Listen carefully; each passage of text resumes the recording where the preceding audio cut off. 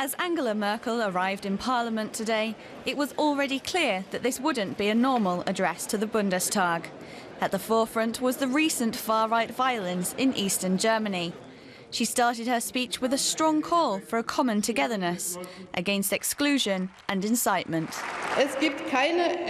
There's no excuse and justification for incitement, partial use of violence, Nazi hatred, hostility towards people who look different, who own a Jewish restaurant, attacks on police. And conceptual arguments about whether it's hate or hunts really don't help us.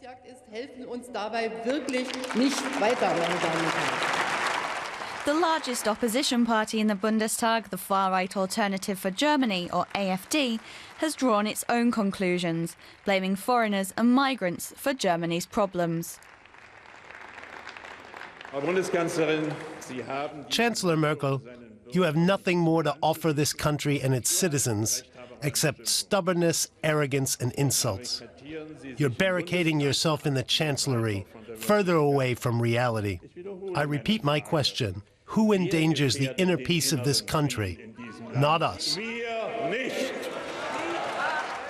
As emotions reached boiling point, some politicians weren't about to allow hate in Parliament, prompting comparisons to Nazi Germany. The migrants are to blame for everything. There's been a similar diction in this House before, and I think it's time for the Democrats in this country to oppose this kind of rhetorical rearmament, which in the end leads to disinhibition, the result of which is violence in the streets. It's time for democracy to stand up against these people, Mr. President.